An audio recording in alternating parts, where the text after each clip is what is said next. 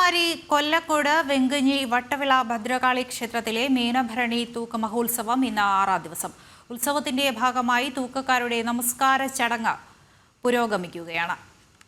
വിവരങ്ങളുമായി ക്ഷേത്ര സന്നിധിയിൽ നിന്നും കെ പി സുരേഷ് കുമാർ ചേരുന്നുണ്ട്. സുരേഷ്, ഇപ്പോൾ അവിടെ എങ്ങനെയാണ് ചടങ്ങുകൾ പുരോഗമിക്കുന്നത്? എന്തൊക്കെയാണ് വിശദവിവരങ്ങൾ?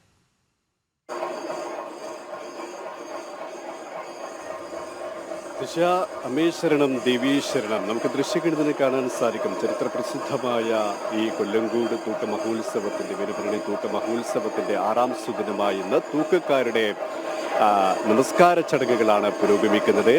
1200 തൂക്കക്കാരാണ് ഈ ക്ഷേത്ര സവിധത്തെ ക്ഷേത്ര സന്നിധിയെ വലം വെച്ചുകൊണ്ട് ഈ നമസ്കാര ചടങ്ങിൽ പങ്കെടുക്കുന്നത്.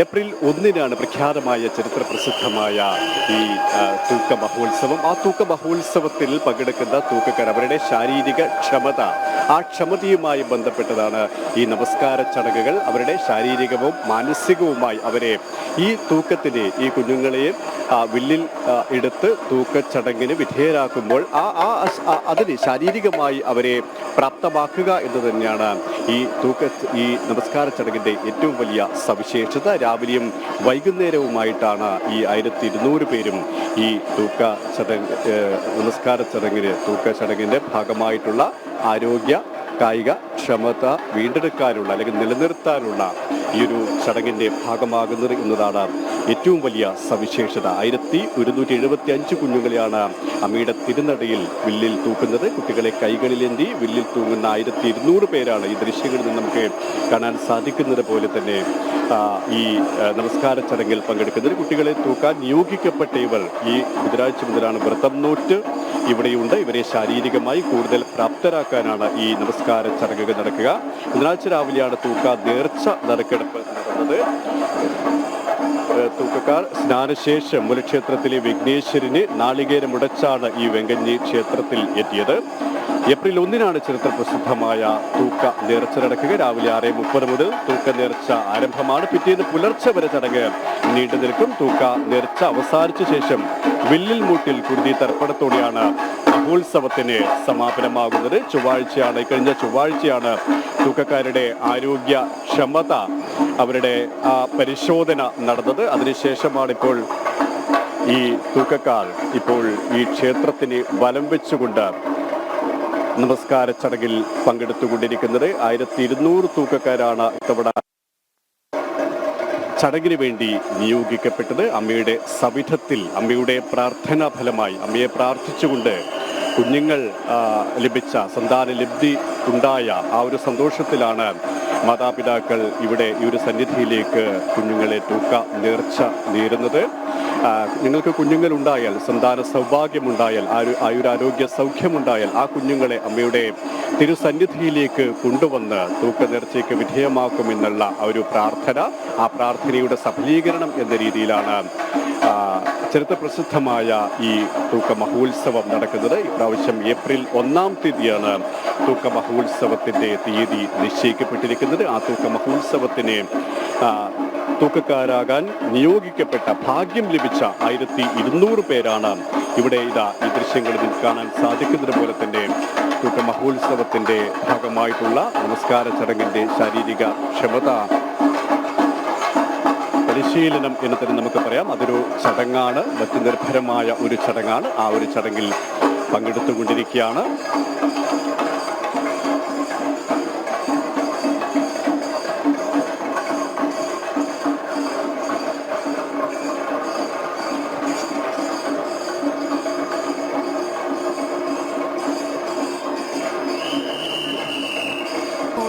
കൊല്ലങ്കോട് വെങ്കഞ്ഞി വട്ടവിള ഭദ്രകാളി ക്ഷേത്രത്തിലെ മീനഭരണി തൂക്ക മഹോത്സവത്തിന്റെ 6ാം ദിവസത്തിൽ നടക്കുന്ന തൂക്കക്കാരുടെ നമസ്കാര കൊല്ലങ്കോട് അമ്മയുടെ തിരുസന്നിധിയിൽ മീനഭരണി തൂക്ക മഹോത്സവം ഭക്തി നിർഭരമായി കൊണ്ടാടപ്പെടുകയാണ്. ഈ മഹോത്സവത്തിന്റെ 6ാം സുദിനമായി ഇന്നതാ തൂക്കക്കാരുടെ നമസ്കാര ചടങ്ങുകളാണ് ഈ ഒരു തിരുസന്നിധിയിൽ നടന്നുകൊണ്ടിരിക്കുന്നത്. എല്ലാ ദിവസവും രാവിലെയും വൈകുന്നേരവുമായിട്ടാണ് ഈ നമസ്കാര ചടങ്ങുകൾ നടക്കുക. ഇത്തവണ 1175 കുഞ്ഞുങ്ങളെയാണ് അമ്മയുടെ തിരുനടയിൽ വില്ലിൽ തൂക്കുന്നത്. കുട്ടികളെ കൈകളിലേന്തി വില്ലിൽ തൂങ്ങുന്ന 1200 പേരാണ്. അവർ വ്രത അനുഷ്ഠാനങ്ങളോടെ തന്നെയാണ് ഈ ക്ഷേത്ര സന്നിധിയിലുള്ളത്. ഈ തൂക്കക്കാരാകാൻ നിയോഗിക്കപ്പെട്ട ഇവർ ഈ ദിവസം മുഴുവൻ, ഈ ദിവസങ്ങളൊക്കെയും വ്രതം അനുഷ്ഠിച്ചുകൊണ്ട് ഈ ക്ഷേത്ര പരിസരത്ത് തന്നെയാണ് ഇവർ താമസിക്കുന്നത്. അങ്ങനെ രാവിലെയും വൈകുന്നേരവും ശാരീരികവും മാനസികവുമായി ഈ തൂക്കത്തിന് പ്രാപ്തരാവുക, ഈ തൂക്കത്തിന്, ഈ നിയോഗത്തിന്, ഈ ഒരു മഹാഭാഗ്യത്തിന് ശാരീരികവും മാനസികവുമായി നിയോഗിക്കപ്പെട്ടവർ അതിനെ പ്രാപ്തി നേടുക, അതിനുള്ള ഒരു ഒരുക്കം എന്ന രീതിയിൽ തന്നെയാണ് ഈ ചടങ്ങ് പുരോഗമിക്കുന്നത്. സൂര്യ നമസ്കാരവുമായി ബന്ധപ്പെട്ട ഒരു ചടങ്ങ് തന്നെയാണത്. അതിൻ്റെ ഭാഗമായിട്ടുള്ള ശാരീരിക ക്ഷമത നിലനിർത്തുക എന്നുള്ള ആ ഒരു കാര്യം തന്നെയാണ് ഇതിലൂടെ നിഷ്ഠമായിരിക്കുന്നത്. ഈ ആരോഗ്യക്ഷമത നിലനിർത്തുക, ആരോഗ്യക്ഷമത വീണ്ടെടുക്കുക, അത് തന്നെയാണ് ഈ തൂക്ക മഹോത്സവത്തിൻ്റെ ഭാഗമായിട്ടുള്ള ഈ തൂക്കക്കാരുടെ ഈ നമസ്കാര ചടങ്ങിൻ്റെ ഏറ്റവും വലിയ പ്രത്യേകതയും. നമുക്കിപ്പോൾ ഈ ക്ഷേത്രത്തിൻ്റെ ഭാരവാഹികളിൽ ഒരാളായ ശ്രീ സജികുമാർ നമ്മോടൊപ്പം ചേരുകയാണ്.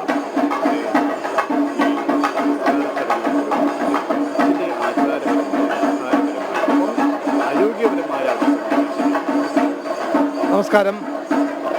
അതായത് ഒന്നാം ഉത്സവ ദിവസം നമ്മളവിടെ നിന്ന് മൂലക്ഷേത്രത്തിൽ നിന്നും ദേവി എഴുന്നള്ളി ഇവിടെ ഉത്സവ ക്ഷേത്രത്തിലേക്ക് വരികയാണ്.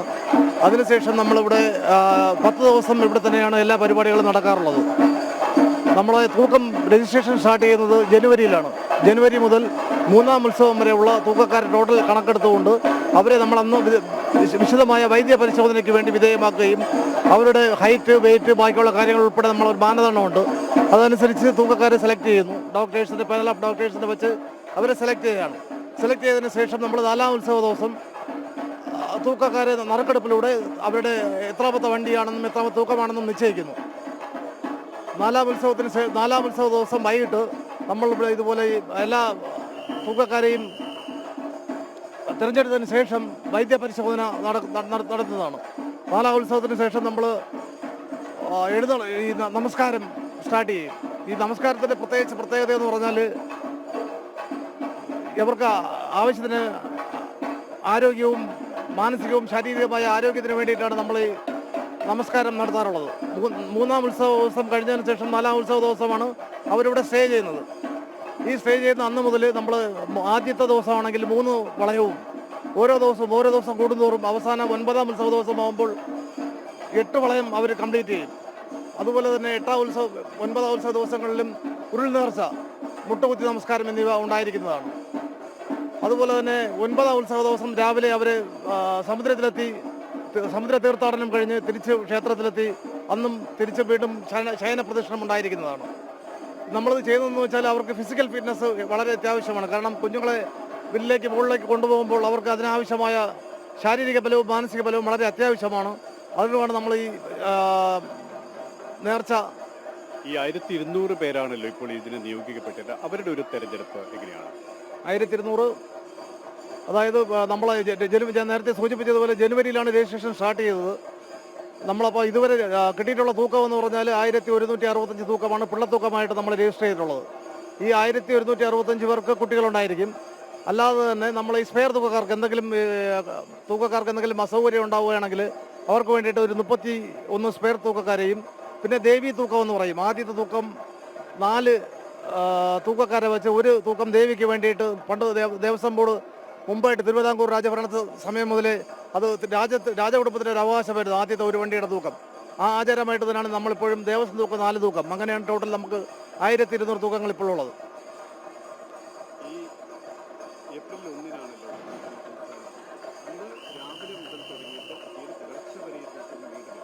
അതെ, രാവിലെ 5 മണിക്ക് നമ്മൾ ദേവിയെ പച്ചപ്പന്തൽ എഴുന്നള്ളിക്കും. പച്ചപ്പന്തൽ എഴുന്നള്ളിച്ച് കഴിഞ്ഞാൽ പൂജകൾക്ക് ശേഷം ദേവിയെ പുറത്തെഴുന്നള്ളിച്ചിട്ട് ആ പച്ചപ്പന്തൽ ഇരുത്തിയതിന് ശേഷം 6 മണിയോടുകൂടി നമ്മൾ തൂക്കം ആരംഭിക്കും. ഓരോ മണിക്കൂറിനും ഏകദേശം 15 മുതൽ 20 വണ്ടി വരെയാണ് നമ്മൾ ഒരു മണിക്കൂറിനുള്ളിൽ ആവറേജ് ചെയ്യുന്നത്. അങ്ങനെയാകുമ്പോൾ ഏകദേശം രാത്രി 12 മണി 1 മണി വരെ നീണ്ടുപോകാറുണ്ട്. അതിനുശേഷം രാവിലെ ഗുരുസി ഉണ്ടായിരിക്കും. ഗുരുസിക്ക് ശേഷം നമ്മൾ വൈകുന്നേരം, അതിൻ്റെ അടുത്ത ദിവസം വൈകുന്നേരം ദേവി തിരിച്ച് മൂലക്ഷേത്രത്തിലേക്ക് തിരിച്ചു പോകുന്നതായിരിക്കും. ഈ ക്ഷേത്രത്തിൻ്റെ ഏറ്റവും വലിയ പ്രത്യേകത, ഇത് കന്യാകുമാരി ജില്ലയിലെ ഒരു ക്ഷേത്രമാണ്. പക്ഷേ ഏറ്റവും കൂടുതൽ ഈ ഒരു പ്രദേശത്തുള്ളത് മലയാളികളാണ്. ഏറ്റവും കൂടുതൽ ഈ ക്ഷേത്രത്തിലേക്ക് എത്തുന്നതും മലയാളികളാണ് തോന്നുന്നു. പക്ഷേ അതേപോലെ തന്നെ തമിഴ്നാട്ടിലെ പല ദൂരദിക്കുകളിൽ നിന്ന് പോലും ആൾക്കാർ എത്തുകയാണ്. സംസ്ഥാനത്തിൻ്റെ അത് കേരളത്തിൽ നിന്നായാലും കേരളത്തിൻ്റെയും തമിഴ്നാടിൻ്റെയും പുറത്തു നിന്നും അകത്തു നിന്നും നിരവധി പേർ ഈ ഒരു ദേവി കടാക്ഷം തേടി അനുഗ്രഹം തേടി എത്തുകയാണ്. അത് നാൾക്ക് നാൾ അത് വർദ്ധിച്ചു വരികയാണല്ലേ? തീർച്ചയായിട്ടും നമ്മൾ ഭൂമിശാസ്ത്രമായി തമിഴ്നാട്ടിലാണെങ്കിലും ഇവിടെ നമ്മുടെ ഈ പ്രദേശത്ത് എന്ന് പറഞ്ഞാൽ ഏറ്റവും കൂടുതലുള്ളത് മലയാളികൾ തന്നെയാണ്. മലയാളം സംസാരിക്കുന്ന ആൾക്കാരാണ്. പണ്ട് മുതലേ ഇത് തിരുവിതാംകൂറിൻ്റെ ഭാഗമായിരുന്നു. തിരുവിതാംകൂർ രാജകുടുംബം ഉൾപ്പെടെ ഈ ക്ഷേത്രത്തെ അംഗീകരിച്ച് അവർ പല ഫംഗ്ഷനിലും നേരത്തെ പങ്കെടുത്തുകൊണ്ടിരുന്നതാണ്. ഇപ്പോഴും നമ്മൾ ക്ഷണിച്ചാൽ അവരെല്ലാവരും വരുന്നതാണ്. അതുപോലെ നമ്മൾ തമിഴ്നാട്ടിലായാലും പല പ്രദേശങ്ങളിലുള്ള തമിഴ്നാട്ടിലുള്ള പല ഭാഗങ്ങളിൽ നിന്നും ആൾക്കാർ ഇപ്പോൾ പുതിയതായിട്ട് വരാൻ തുടങ്ങിയിട്ടുണ്ട്. മറ്റ് ജില്ലകളിലും പണ്ട് കന്യാകുമാരി ജില്ലയും തിരുവനന്തപുരം ആണെങ്കിൽ ഇപ്പം കേരളത്തിൽ ആണെങ്കിൽ ഏകദേശം കാസർഗോഡ് വരെയും കന്യാകുമാരി ജില്ലയിൽ കഴിഞ്ഞ് പിന്നെ ചെന്നൈ വരേക്കും ഒരുപാട് ആൾക്കാർ വരുന്നുണ്ട്. മറ്റ് വിദേശ രാജ്യങ്ങളിൽ നിന്ന് പോലും ഇവിടെ സന്ദർശനത്തിനായി തായ്ലൻഡിലൊക്കെ പോകുന്ന ആൾക്കാർ ഇവിടെ വന്ന് കഴിഞ്ഞ വർഷം ക്ഷേത്രത്തിലൊക്കെ വന്നു പോയിട്ടുണ്ട്. അത്രയ്ക്കും ലോക പ്രശസ്തമായ ഒരു ക്ഷേത്രമാണ്. കാരണമെന്ന് പറഞ്ഞാൽ ഇന്ത്യയിൽ തന്നെ ഏറ്റവും കൂടുതൽ തൂക്കം ഹിന്ദു ആചാരപ്രകാരം തൂക്കം ഉള്ള ഏറ്റവും വലിയ ക്ഷേത്രമെന്ന് പറഞ്ഞാൽ കൊല്ലങ്കോട് ക്ഷേത്രമാണ്. നമ്മൾ പൂരങ്ങളുടെ പൂരം തൃശ്ശൂർ പൂരം എന്ന് പറയും പോലെ തൂക്കങ്ങളുടെ തൂക്കമാണ് കൊല്ലങ്കോട് തൂക്കം.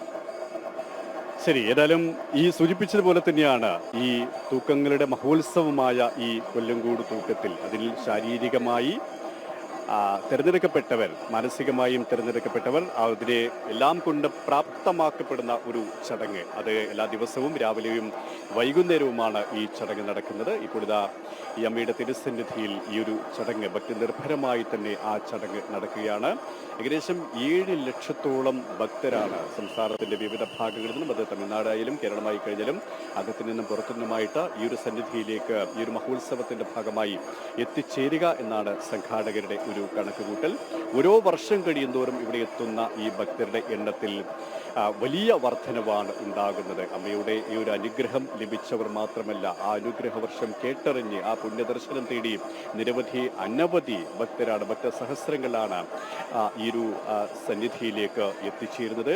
ഈ വർഷം 7 ലക്ഷത്തിലധികം പേർ ഈ ഒരു സന്നിധിയിലേക്ക് എത്തിച്ചേരുമെന്ന് തന്നെയാണ് സംഘാടകർ വിലയിരുത്തുന്നത്. ദേവസ്വം അത്തരത്തിലുള്ള ഒരു നിഗമനത്തിലാണ് എത്തിച്ചേരുന്നത്. അതുകൊണ്ട് തന്നെ അതിവിപുലമായ സൗകര്യങ്ങളാണ് ഇവിടെ ഏർപ്പെടുത്തിയിരിക്കുന്നത്. അത് കർണാടക, തമിഴ്നാട് സർക്കാരിൻ്റെയും കേരള സർക്കാരിൻ്റെയും സംയുക്തമായ രീതിയിലാണ് ഇതിൻ്റെ സംഘാടനം നീങ്ങുന്നത് എന്നതാണ് ഏറ്റവും സവിശേഷമായത്.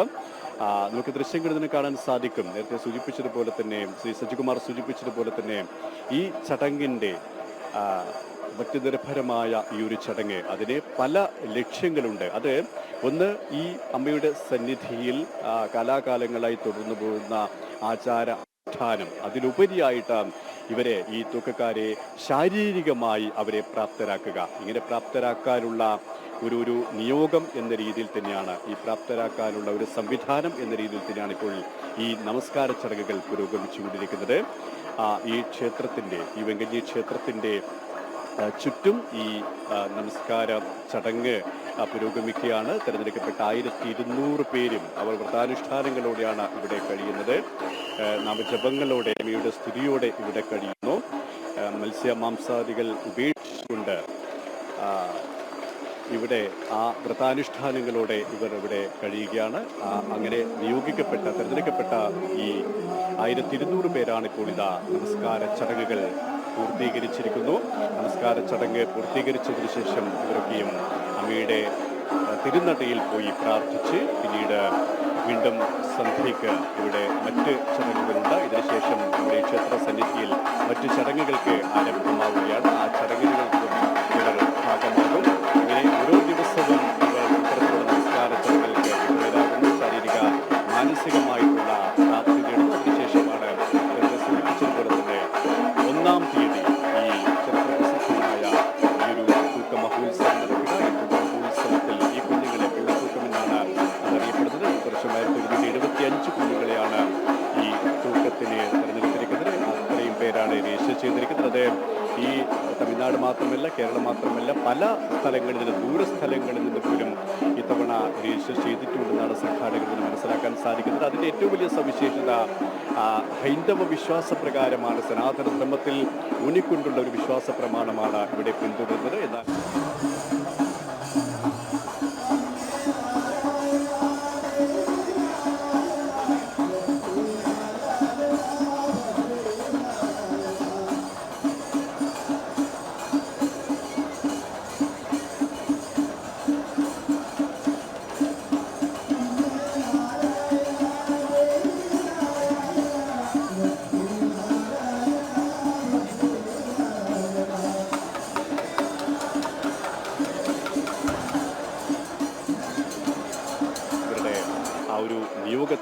ഭാഗമായിട്ടുള്ള അനുഷ്ഠാന ചടങ്ങുകളിതാ പുരോഗമിച്ചുകൊണ്ടിരിക്കുകയാണ്. തത്സമയ കാഴ്ചകളാണ് പ്രേക്ഷകർ കണ്ടുകൊണ്ടിരിക്കുന്നത്. ഭക്തിനിർഭരമായ ചടങ്ങുകളാണ് ഇവിടെ നടന്നുകൊണ്ടിരിക്കുന്നത്.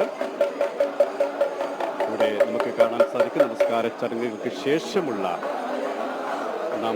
സ്തുതികളോടെയുള്ള നൃത്തത്തോടെയുള്ള ഈ ഒരു ചടങ്ങുകളാണ് ഇവിടെ നടന്നുകൊണ്ടിരിക്കുന്നത്. അമ്മയെ സ്തുതിച്ചുകൊണ്ട് ഇവർ ഈ ക്ഷേത്രത്തിനെ വലം വെക്കുകയാണ്. തത്സമയ ദൃശ്യങ്ങളാണ് പ്രേക്ഷകർ കാണുന്നത്.